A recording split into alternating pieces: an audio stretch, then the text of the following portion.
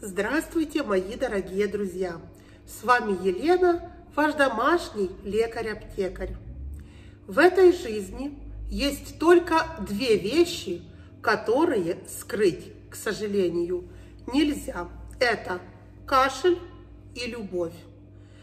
Как ни маскируй, как ни прячь, что ни пытайся сделать, скрыть не получится при огромных стараниях. Тема сегодняшнего видео – хронический кашель. На протяжении этого видео мы разберем причины кашля, хронического кашля.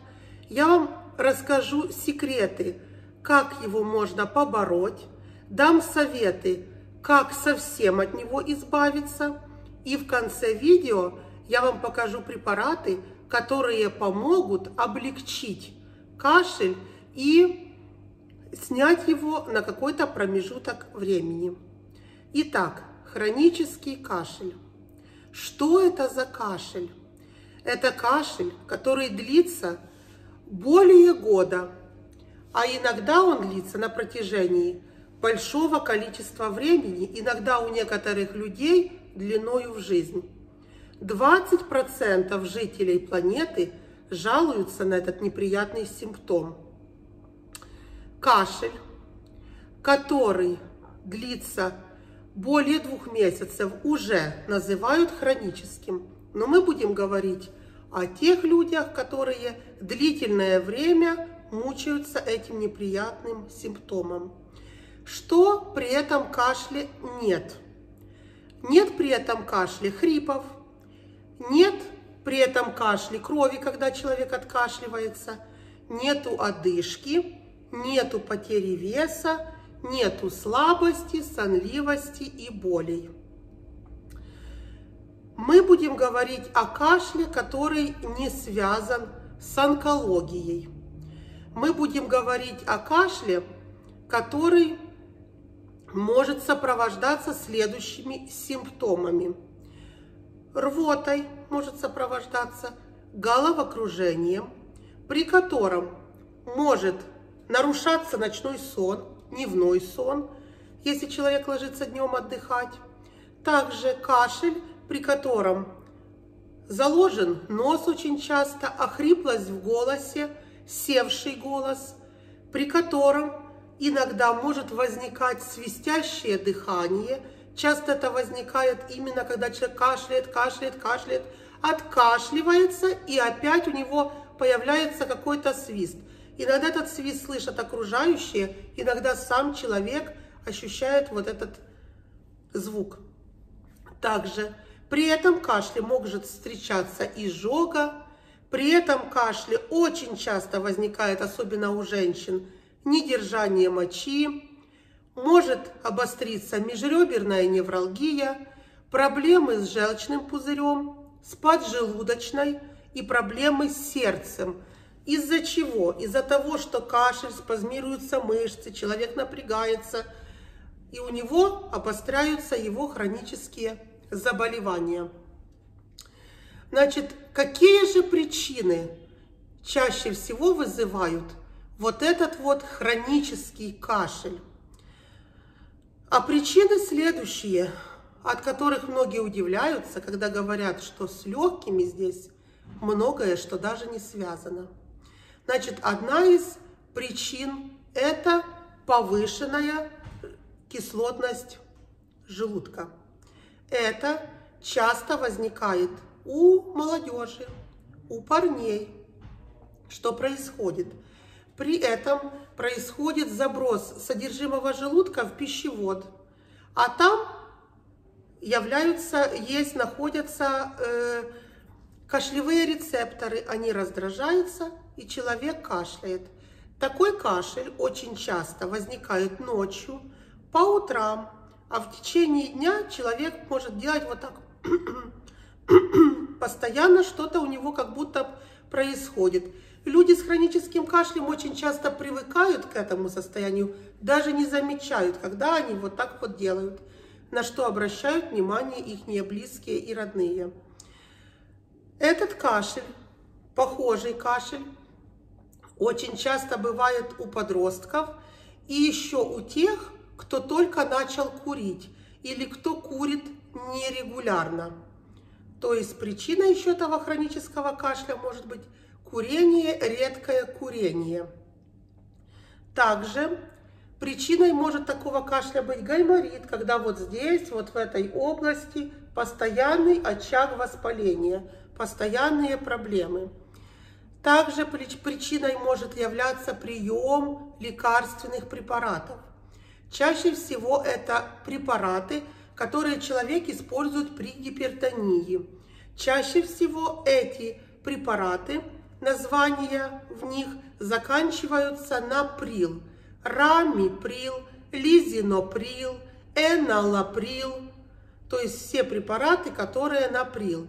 Если у людей начинается кашель, долго не проходит, все попробовали, а принимаете вы такие препараты, вы можете смело идти к врачу и сказать, что, скорее всего, вот у меня этот кашель вызван вот этой причиной. И очень часто сами пациенты подходят к своим врачам, чтобы им изменили препараты, которые они принимают при артериальной гипертензии. Далее причиной кашля может быть стресс. Иногда даже стресс в детстве. У меня был случай, когда девочка, ну она уже женщина выросла, и у нее постоянный кашель.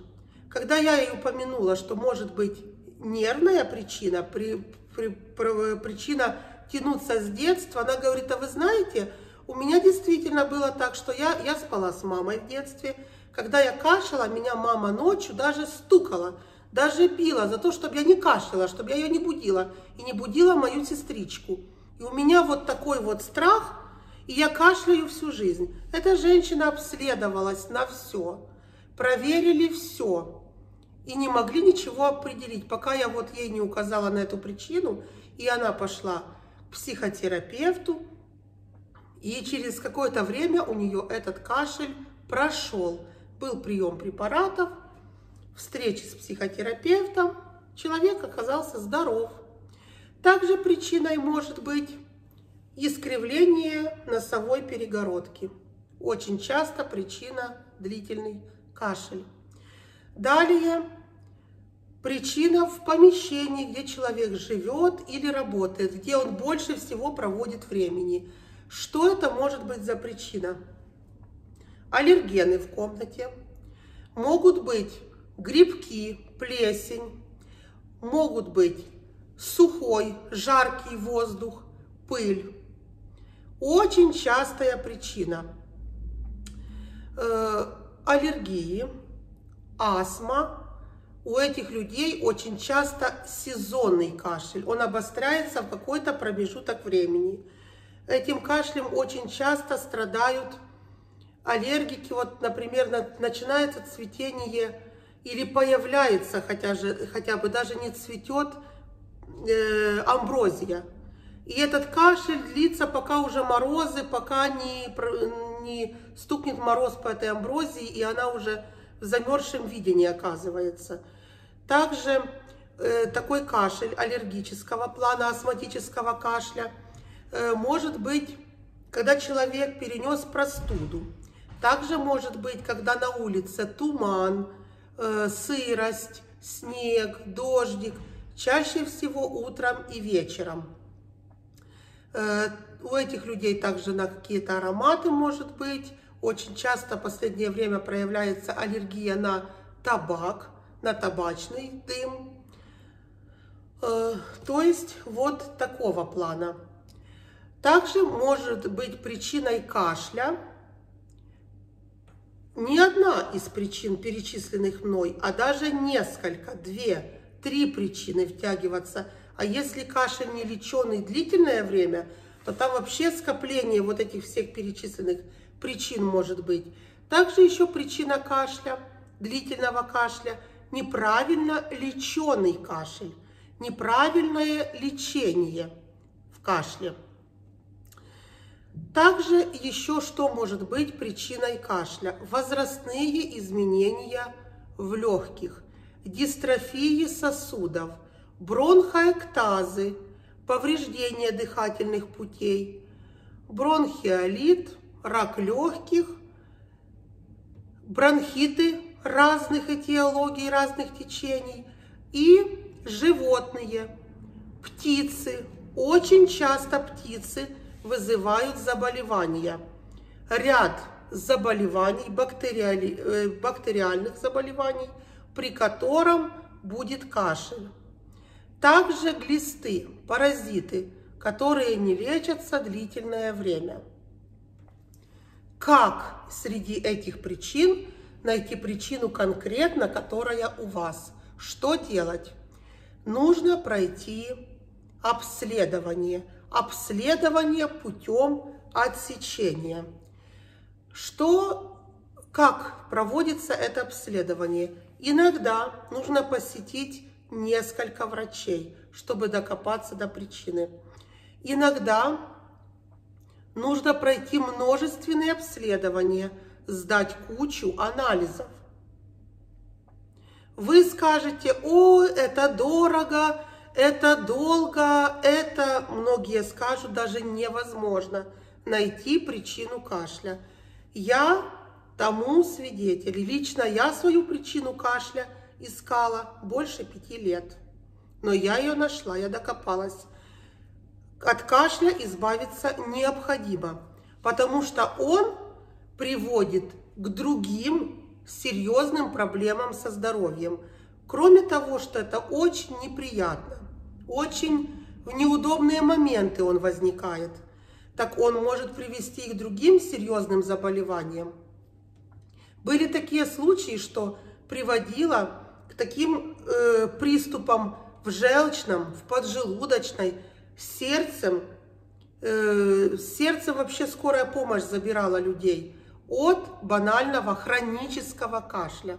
Поэтому, если даже потребуется время, рентген, исследование мокроты, мазки из горла, проверить хорошо рентген, даже может быть вот в этой, не только здесь рентген сделать, но и исследование околоносовых пазух произвести нужно будет, компьютерную томографию сделать, спирометрию, множественные анализы крови сдать в разные периоды времени. Это нужно сделать, потому что если вы не будете этого делать, вы себе навредите еще больше. Кроме того, что это очень неприятно жить с постоянным кашлем, ты кроме того, что себе вредишь, раздражаешь окружающих, а в последнее время с этими новомодными болезнями вообще люди чураются тех, кто кашляет.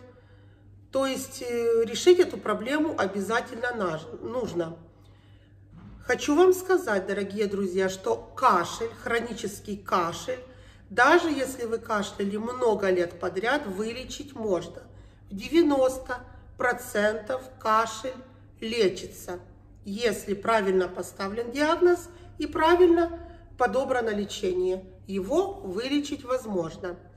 Возможно, потребуется изменение привычек. Например, каких? Отказ от курения, хороший ремонт жилища, чтобы устранить плесень, может быть, сделать какую-то вентиляцию, может быть, что-то изменить в жилище. У меня был такой случай, что в аптеку приходил мужчина. Вот он заходил, а от него прям пахло плесенью. Этот запах плесени, кто встречался с ней, его ни с чем не спутаешь. Плесень и сырость. И когда я у него спросила, здоров ли он сказал: да, со мной все в порядке. А дома никто ничем не болеет тяжелым заболеванием. Так выяснилось, что его жена, у нее онкология, рак легких. И я уверена, что это причина в жилище этого человека. Потому что даже от него пахло. Он оказался крепче, он не болеет. А вот его жена так сильно пострадала. Поэтому, возможно, нужно будет изменить режим жизни и свое окружение поменять. Что нужно делать? Вот у вас кашель. Я вам вначале еще пообещала, что я покажу препараты, чем облегчить кашель, чем его убрать на какое-то время. Но препарат я уже показывала в других своих видео про кашель. Препарат Синекод. Он не имеет права быть назначен без назначения врача, с врачом. Но если вам нужно полечить ваши зубы, или дошло до того, что приступы возникли с поджелудочной, с желчным пузырем, проблемы, если у вас там еще камни, это может спровоцировать даже ход камней. То есть вот этот препарат, он может прекратить кашель на какое-то время. Но часто принимать его, без врача принимать длительно нельзя. Также сюда, в эту группу препаратов, кадеин содержащие препараты входят. Они идут по рецепту от врача. И до того, как вы пойдете к врачу, или вот у вас кашель возникает в местах, где люди, когда вот вы, как я, занимаетесь, какие-то лекции читаете, какую-то информацию даете людям, где-то выступаете, с чем-то много говорите, препараты Исламинт, Исламоз есть. Он очень хорошо обволакивает горлышко, и он может снизить этот сухой противный кашель. Также еще хорошо помогает препарат Фарингосепт, но его есть два вида, вот лимонный и кофейный. При таком кашле лимонный я не советую, только вот кофейный, он более лучше смягчает кашель. Вот такую информацию я подготовила для вас, дорогие друзья. Тема кашля в последнее время очень актуальна. Я смотрю по просмотрам моих видео, по вопросам, по обращению людей в аптеку. Это большая проблема, тем более в связи с вот этими вот заболеваниями вирусными, которые в последнее время охватили весь мир, что стали даже пандемией. Каждый человек страдает кашлем. Что-то он спровоцировал. Поэтому, чтобы не перейти в хронический процесс, чтобы не омрачить совсем нашу жизнь, давайте не поленимся, а будем докапываться, найдем причину нашего кашля и уберем ее насовсем, чтобы быть здоровыми и веселенькими, и чтобы ничего не омрачало и так эти нелегкие наши времена. Поэтому, если вам была полезна эта информация, поставьте пальчик вверх, поддержите меня. Вам это ничего не стоит, а мне это будет очень приятно. Поделитесь этой информацией с тем человеком, с которым вы видите, что есть такая проблема в кашле. Если это ваши дедушки, бабушки, которые не владеют интернетом, покажите им, пожалуйста, с вашего телефона это видео. Помогите им обследоваться и улучшить качество своей жизни. С вами была Елена и ваш домашний лекарь-аптекарь канал. Будьте здоровы, дорогие мои друзья!